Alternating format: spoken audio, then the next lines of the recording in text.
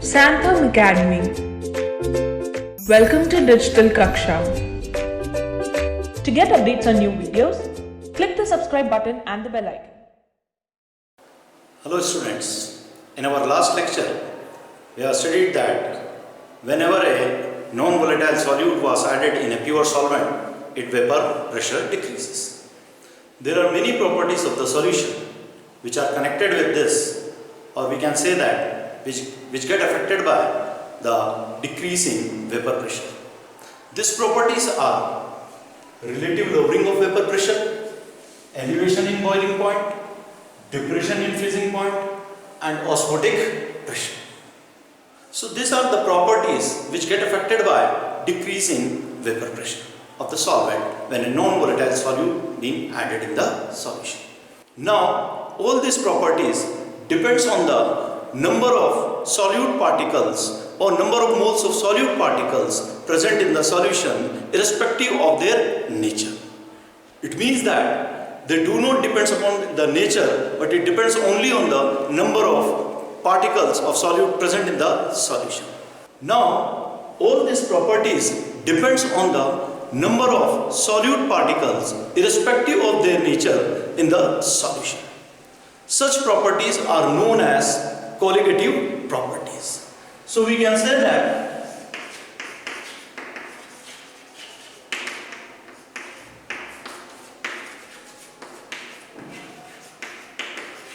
properties which depends only on the number of particles of solute in the solution, not in the nature, are known as colligative properties. By the help of these colligative properties, we can easily calculate the molar mass of non-volatile solute present in the solution. But for calculating this molar mass by the help of colligative properties, our solution should be dilute, and one more thing, that the solute which we add should not get dissociated, neither it get associated. Then only we are able to calculate normal molar mass by the help of this colligative properties. So here, one by one, we will discuss about this colligative properties and how we can calculate the molar mass of non-volatile solute by the help of these properties. Relative lowering of vapor pressure. As we know that whenever a non-volatile solute was added in a pure solvent, its vapor pressure decreases because some of the volatile particles from the surface of pure solvent are get replaced by the non-volatile solute. So, as the route stated that the vapor pressure of such solution in which non-volatile solute is present is directly proportional to the mole fraction of the solvent present in the solution. Because we know that whatever may be the vapor pressure of the solution is, it is due to the vapor pressure of the solvent which was present in the solution. According to Raoult law, for a solution containing non-volatile solute, vapor pressure of the solution is directly proportional to the mole fraction of the volatile component present in the solution. Or we can write down this expression as P solution is equal to P1 standard x1, where P1 standard is the vapor pressure of pure solvent present in the solution. As we know that whatever may be the vapor pressure of the solution, it is the vapor pressure of solvent present in it, since solute is non-volatile in nature. So we can write down this expression as P1 is equal to P1 standard x1. We can write down this equation as P1 is equal to P1 standard 1 minus x2, since we know that x1 plus x2 is equal to 1. Now we can write down this expression as P1 equal to P1 standard minus P1 standard x2, or P1 standard minus P1 is equal to P1 standard x2. Since we know that P1 standard is the vapor pressure of pure solvent and P1 is the vapor pressure of the solvent in which non-volatile solute is been added. So P1 minus P1 is known as lowering of vapor pressure, and we can write down this expression as this lowering of vapor pressure is equal to P1 standard X2. Or we can write down this expression as P1 standard minus P1 upon P1 standard is equal to X2. This expression P1 standard minus P1 upon P1 standard is known as relative lowering of vapor pressure. One more thing, this del P is the lowering of vapor pressure, and P1 standard minus P1 upon P1 standard is known as relative lowering of vapor pressure and is equal to the mole fraction of solute present in the solution. Here we can also relate this lowering of vapor pressure is directly proportional to mole fraction of solute present in the solution, since P1 standard at a particular temperature for a particular solvent remains constant. Now by the help of this we can easily calculate the molar mass of non-volatile solute present in the solution. As we know that X2 is the mole fraction of the solute present in the solution, we can also write it as N2 upon N1 plus N2. This X2 can be written as N2 upon N1 plus N2, where N2 is the number of moles of non-volatile solute, N1 is the number of moles of volatile solvent, again N2 is number of moles of non-volatile solute present in the solution. As we have considered that by the help of this colligative property we can calculate the molar mass of non-volatile solute. We can easily calculate the molar mass of non-volatile solute, but for that the necessary condition is solution should be dilute. So considering that P1 standard minus P1 upon P1 standard, that is equal to N2 upon N1, when number of moles of solute is very less than that of number of moles of solvent, since solution is very dilute. As we know, this number of moles of solute equal to mass of solute in gram upon its molar mass. So we can write down this expression as P1 standard minus P1 upon P1 standard is equal to W2 upon M2 into W1 upon M1, where W2 and W1 are the weight of solute and solvent, and M1 and M2 are the molar mass of solute and solvent respectively in the solution. So if we calculate the relative lowering of vapor pressure of any solvent, we can easily calculate the molar mass of non-volatile solute present in the solution. If we have taken a known quantity of non-volatile solute which was mixed in a known quantity of solvent, and since the solvent is known to us, we know the molar mass of the solvent. So from here we can easily calculate the molar mass of non-volatile solute by the help of this particular colligative property, that is relative lowering of vapor pressure. Now we will discuss about the second colligative property, that is elevation in boiling point. Our second colligative property is elevation in boiling point. So before going for elevation in boiling point, first of all we will discuss what boiling point is. We know that when we increase the temperature, the kinetic energy of the liquid particle will also increases. It means that their escaping tendency will also increase. Further, on increasing the temperature, at a particular temperature, the vapor pressure of liquid, means the liquid particle which is coming out or going out of the solution, their vapor pressure becomes equal to that of atmospheric pressure. That particular temperature is known as boiling point of the solution or boiling point of the liquid.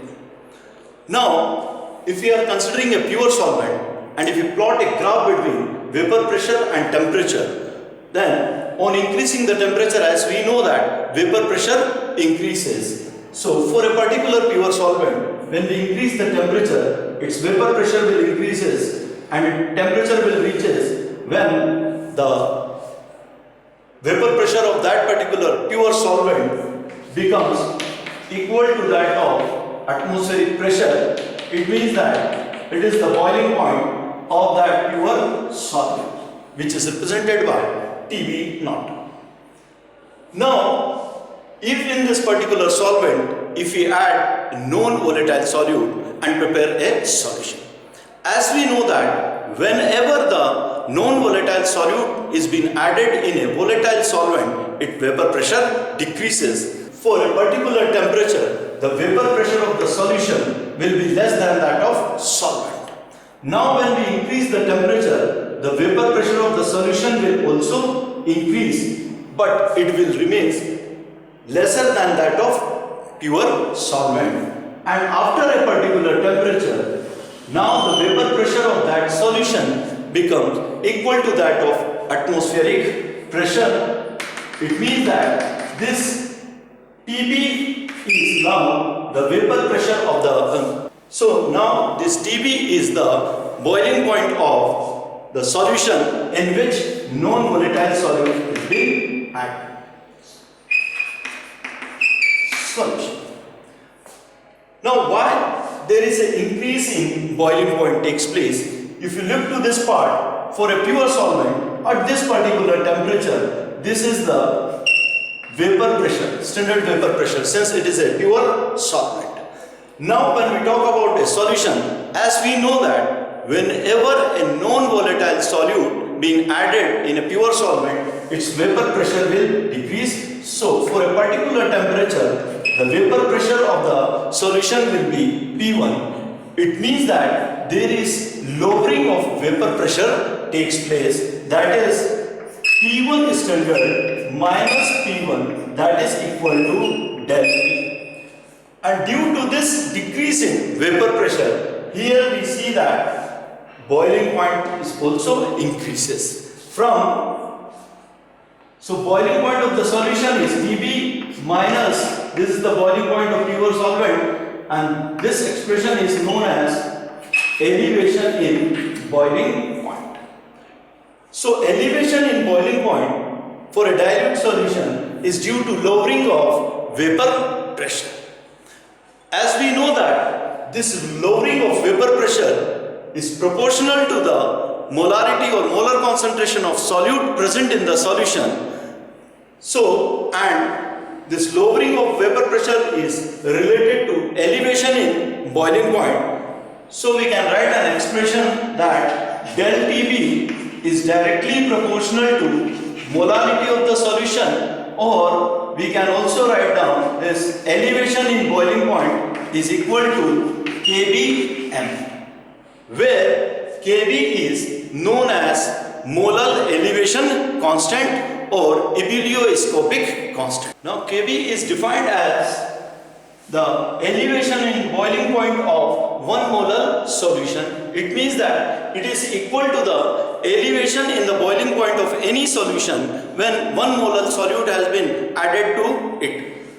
Unit of kB or molar elevation constant is Kelvin kg per mole. Now by the help of this elevation in boiling point, we can easily calculate the molar mass of non-volatile solute present in the solution. As we know that molarity is equal to number of moles of solute present in the solvent present in 1 kg of solvent, or we can write down this kB, since number of moles of solute is equal to mass of solute in gram upon molar mass of solute into weight of solvent in kg.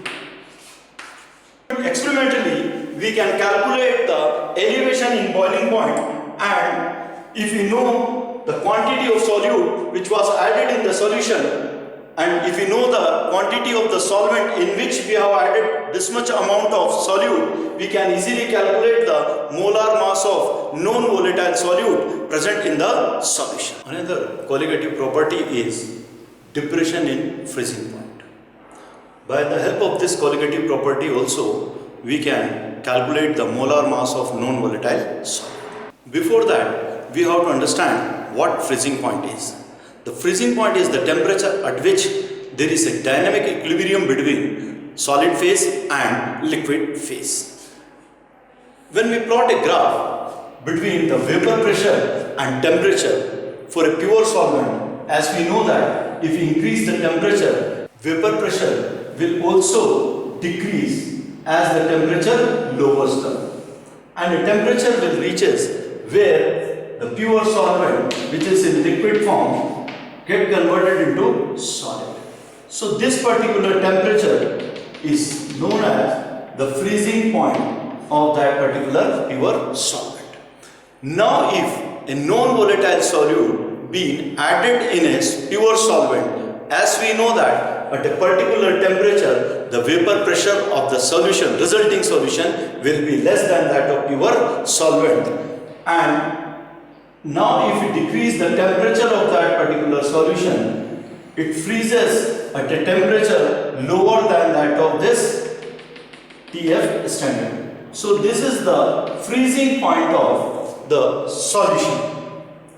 Now, while there is a depression in freezing point, again when we look to the vapor pressure, as we have learned previously that there are certain properties which are connected with the lowering of vapor pressure. Here also, at a particular temperature for a solvent, the vapor pressure will be more than that of the solution for each and every temperature. So, decreasing, if you consider this, decreasing or the lowering of vapor pressure resulted in the lowering of or depression in freezing point, which is represented as del Tf. Now, as we know that this lowering of vapor pressure, that P1 is standard and P1, so lowering of vapor pressure is proportional to the molar concentration of the solute present in the solution for depression, and we know that whatever may be the lowering of vapor pressure, with the same the depression in freezing point takes place. So we can write an expression that del Tf is equal to Kfm, where Kf the molar depression constant, or it is also known as cryoscopic constant. This Kf or molar depression constant is defined as the depression in freezing point which takes place when 1 molar solution being prepared. Now, the unit of this Kf or cryoscopic constant is Kelvin kg per mole. Again, by the help of this colligative property, that is depression in freezing point, we can calculate the molar mass of non-volatile solute present in the solution. As we know, this del Tf is equal to Kfm, where m is the molarity of the solution, and we know that molarity is number of moles of solute present in per kg of solvent, where N2 is number of moles and W1 is the weight of the solvent in kg. Or we can write down this Kf W2 upon M2 into W1 in kg. So if we know experimentally, if we calculate the depression in freezing point, and for each and every particular liquid the Kf value is constant, we know the amount of solute which was dissolved in the calculated amount of solvent, we can easily calculate the molar mass of non-volatile solute present in the solution by the help of this particular colligative properties. Now we are going to another colligative property, that is osmotic pressure. Before going to discuss about the osmotic pressure, first of all we will discuss about the osmosis. As we know that when wilted flower was kept in fresh water, it will revive. Or we have also observed that when a raw mango was kept in saline water, it shrivels. So the common thing in both is they possess a thin membrane which is known as plasma membrane. This thin membrane can be natural or synthetic. Basically, this membrane are the continuous sheet of submicroscopic pores, and these pores allow only solvent particle to move from it, and these pores will not allow solute particle to move from them. Now we try to understand the phenomenon of osmosis. We have taken a beaker in which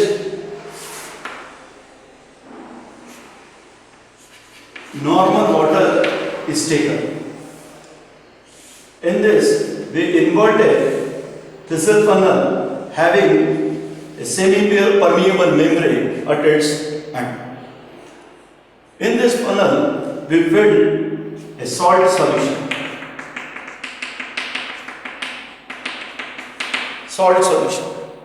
After some time, we observe that the level of this salt solution in the thistle funnel start increasing, and after increasing to a particular level, it stops. Now, first of all, we will understand what osmosis is. Movement of solvent particle from lower concentrated solution to higher concentrated solution is known as osmosis. Movement of solvent particle from lower concentrated solution to higher concentrated solution, which is separated by a semi-permeable membrane, is known as osmosis. After some time, as the level of the water or the solution increases, after some time the process of osmosis gets stopped. Now, what osmotic pressure is? The hydrostatic pressure, from this example we can say that the hydrostatic pressure, which is just sufficient to stop the process of osmosis or to stop the flow of solvent from lower concentrated solution to higher concentrated solution, is known as osmotic pressure. We can take another example, that if we take a box which is separated in two halves by semi-permeable membrane, here is the capillary tube fitted with here this compartment was fitted with a piston, and here in this compartment we have taken fresh water, and in this compartment we have taken salt solution,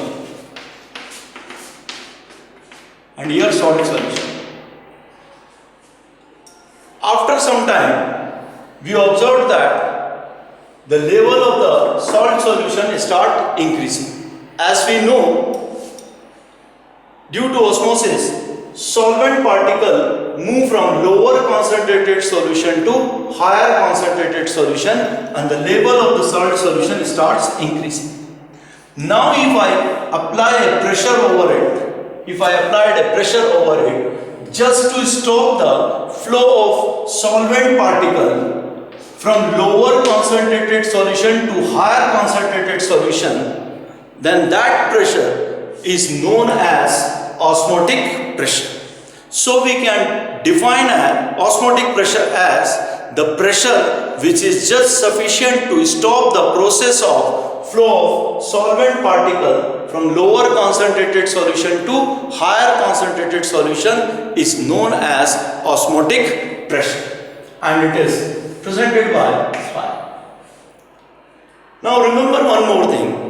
Here I want to discuss what reverse osmosis is. Now if we increase the pressure here more than that of osmotic pressure, then the reverse osmosis, means the reverse process of osmosis takes place. If we exceed the pressure here, now the solvent molecules start traveling from higher concentrated to the lower concentrated solution, and this process is known as reverse osmosis, because in natural osmosis the solvent molecule always move from lower concentrated solution to higher concentrated solution.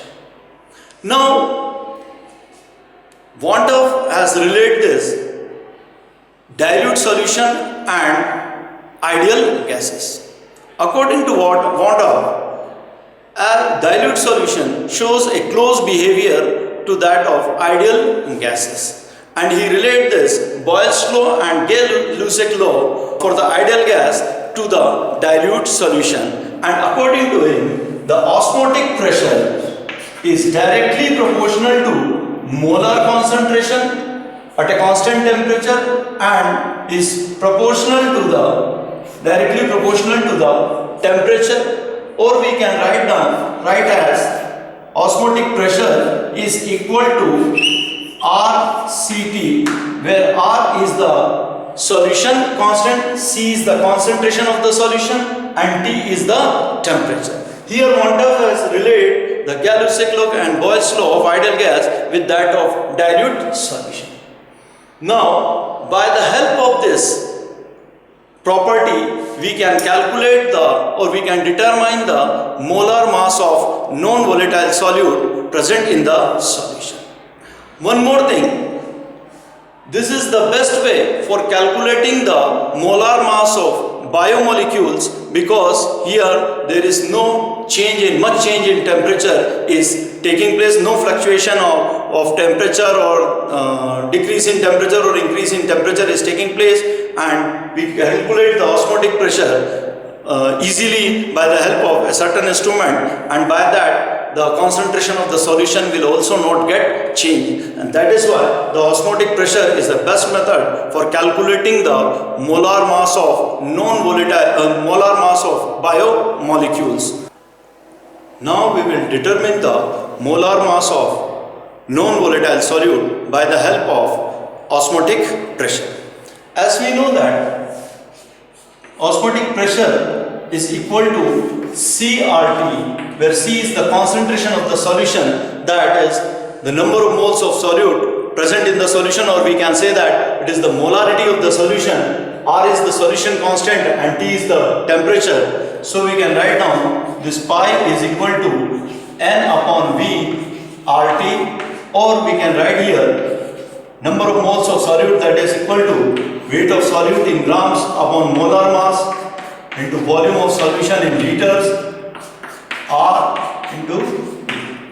Now if we calculate this osmotic pressure experimentally and we know the amount of solute present in the solution, we know since for a particular solution the solution constant is there, we know the temperature, we can easily calculate the molar mass of non-volatile solute. And why it is the best method for calculating the molar mass of biomolecules, that I have just now discussed with you. So, by the help of this formula, we can easily calculate the molar mass of non-volatile solute present in the solution. Thanks for watching. If you like this video, make sure to like, share and subscribe for more.